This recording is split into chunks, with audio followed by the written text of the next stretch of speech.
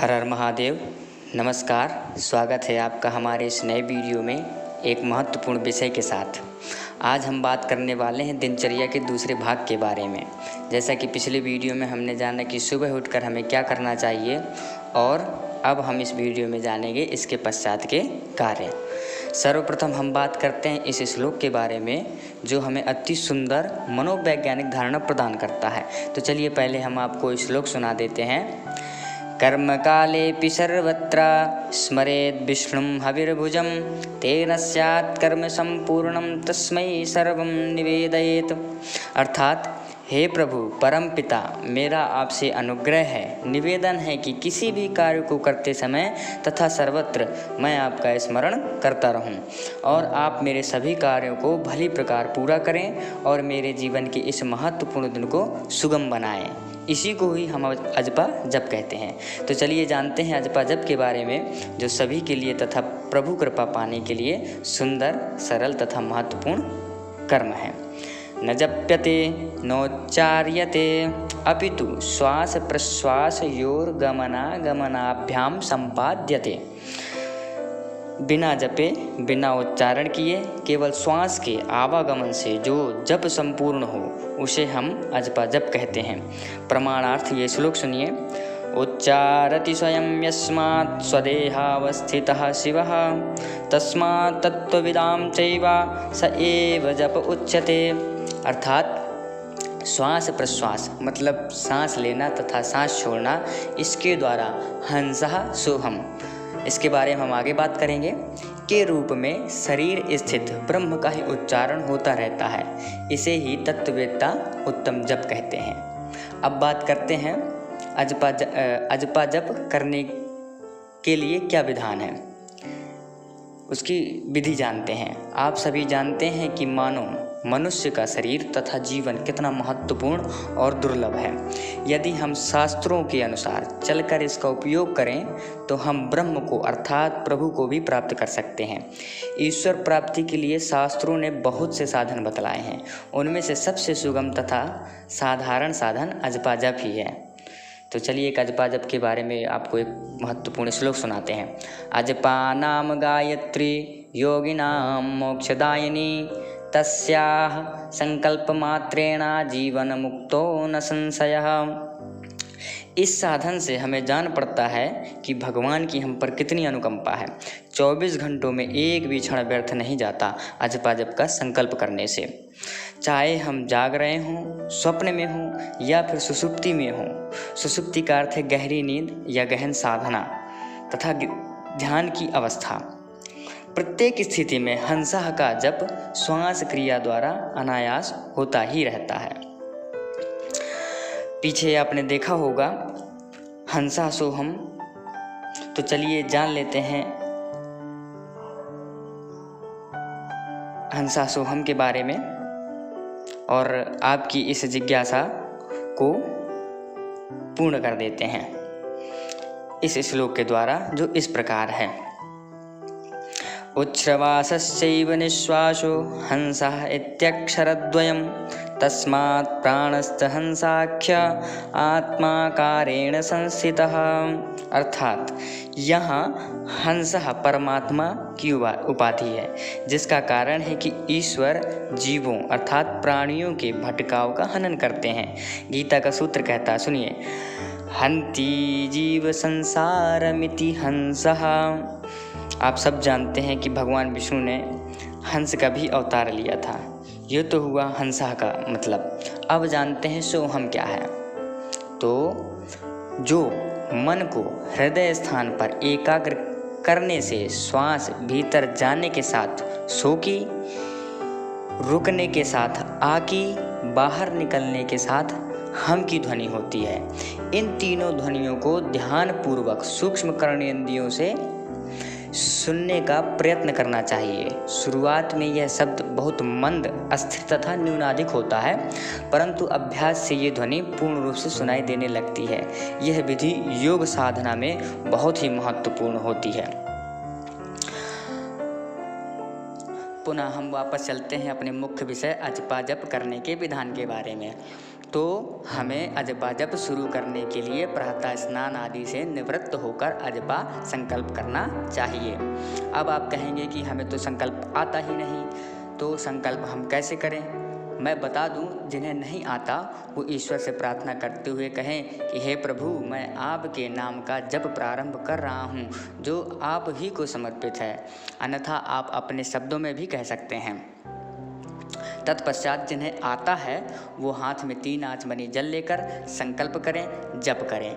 अगर आप चाहते हैं कि मैं आपको संकल्पों के बारे में बताऊं, तो आप हमारे चैनल को सब्सक्राइब करें, उसके बारे में भी हम आपके समक्ष वीडियो लेकर आएंगे। ध्यान देने योग्य बात, जब संकल्प करते वक्त ध्यान दें कि जब हम स्नान क्रिया से पूर्ण होकर जप प्रारंभ करते हैं, ठीक उसी प्रकार दूसरे दिन सूर्योदय से पहले स्नान आदि क्रिया से निवृत्त होकर पहले किए गए जप का समर्पण करें, जो जप समर्पण कहलाता है। पुनः जप करने का संकल्प करें तथा जप संकल्प करने के बाद भगवान नाम कीर्तन अवश्य करें। तत्पश्चात प्रातः काल के स्मरण श्लोकों का पाठ जरूर करें। प्रातः काल स्मरण श्लोकों का यह प्रमाण श्लोक है जो वामन पुराण से है। इत्थं प्रभाते परमं पवित्रं पठेत् स्मरेद्वा शृणुयाच्च भक्त्या दुःस्वप्ननाशस्तु सुप्रभातं भवेच्च नित्यं भगवत्प्रसादात्। अर्थात अग्रिम श्लोकों का प्रातः काल जो पाठ करता है, स्मरण करता है अथवा सुनता है, उसके भगवत दया से दुःस्वप्न का नाश होता है तथा उसका प्रभात दिन मंगलमय होता है। तो चलिए हम आपको बताते हैं स्मरण श्लोकों के महत्व के बारे में और उन्हें सुनाते हैं। सर्वप्रथम श्लोक गणेश जी का है, जिसके करने से दिन अच्छा बीतता है। प्रातः स्मरामि गणनाथ मनाथ बंधुं सिंदूर परिशोभित गंडयुग्मम् उद्दंड विघ्न परिखंडन चंड दंडामाखंडलादि सुरनायक वृंदवंद्यम। द्वितीय श्लोक श्री विष्णु जी का है, जिसके करने से दुःस्वप्न, कलिदोष अर्थात घर के कलह, शत्रु, पाप तथा भव के भय का नाश होता है। प्रातः स्मरामि भवभीतिमहार्तिनाशं नारायणं गरुणवाहनमब्जनाभं ग्राहाभिभूतवरवारणमुक्तिहेतुं चक्रायुधं तरुणवारिजपत्रनेत्रम्। तृतीय श्लोक श्री शिव जी का है, जिसके करने से विष का भय नहीं होता। प्रातः स्मरामि भवभीतिहरं सुरेशं गंगाधरं वृषवाहनमंबिकेशं खड्वांगशूलवरदाभयहस्तमीशं संसाररोगहरमौषधमद्वितीयं। चतुर्थ श्लोक माँ भगवती का है, जिसके करने से धर्म की वृद्धि होती है और ज्ञान की प्राप्ति होती है। प्रातः स्मरामि सरसिन्धुकरोज्ज्वलाभां सद्रत्नवन्मकरकुण्डलहारभूषां दिव्यायुधोर्जितसुनीलसहस्रहस्तां रक्तोत्पलाभचरणां भवतीं परेशां। पंचम श्लोक श्री सूर्य भगवान का है, जिसके करने से रोगों से मुक्ति मिलती है। प्रातः स्मरामि खलु तत्सवितुर्वरेण्यं रूपं हिमण्डलमृचोऽथ तनुर्यजूषिं सामानि यस्य किरणा प्रभवादिहेतुं ब्रह्माहरात्मकमलक्षमचिन्त्य रूपम्। षष्ठम श्लोक त्रिदोगु सहित नवग्रह का है, जिसके करने से पूर्णायु की प्राप्ति होती है। ब्रह्मा मुरारिस्त्रिपुरान्तकारी भानु शशि भूमिसुतो बुधश्च गुरुश्च शुक्रः शनिराहुकेतवः कुर्वन्तु सर्वे मम सुप्रभातम्। सप्तम श्लोक ऋषियों का है, जिसके करने से विजय प्राप्ति होती है। भृगुर्वसिष्ठः क्रतुरंगिराश्च मनुः पुलत्स्यः पुलहश्च गौतमः रैभ्यो मरीचिश्च वनश्च दक्षः कुर्वन्तु सर्वे मम सुप्रभातम्। अष्टम श्लोक माता प्रकृति का है, जिसके करने से भूख, प्यास तथा काम की कार्य की बाधाओं का नाश होता है और सभी प्रकार की बाधाओं से छुटकारा मिलता है।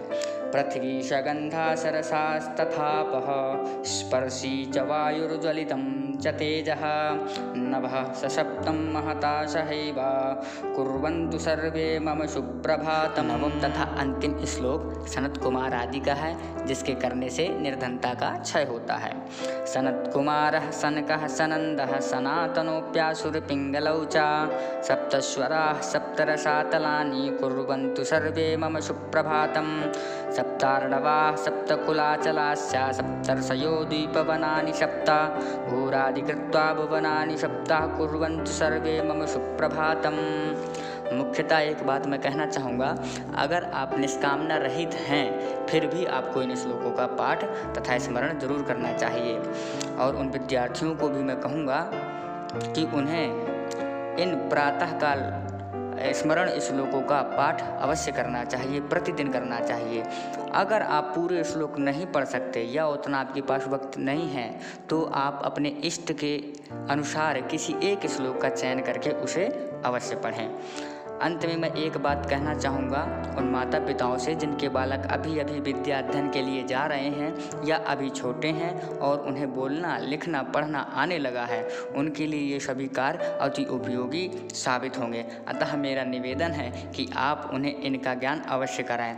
वस्तुतः ये सभी कार्य सर्वजन के लिए उपयोगी हैं, किंतु मैं विद्यार्थियों पे ज़्यादा जोर दूंगा, बालकों पे ज़्यादा जोर दूंगा इस बात को। अंततोगत्वा हमारी एक प्रार्थना है, बहुत ही मेहनत लगती है ये सब करने में, तो बस हम इतना चाहते हैं कि आप अपना सहयोग प्रदान करें हमें ऐसे ही शिक्षा तथा शास्त्र सम्मत ज्ञान को आप तक पहुंचाने के लिए और मेरा हौसला बढ़ाने के लिए। अंतिम निवेदन ये है, हमारे चैनल को सब्सक्राइब करें, शेयर करें। अगर हमारे वीडियो पसंद आए तो लाइक ज़रूर करके जाएं। मिलते हैं अगले वीडियो में महत्वपूर्ण विषय के साथ। तब तक के लिए आप सभी को नमस्कार। हर हर महादेव।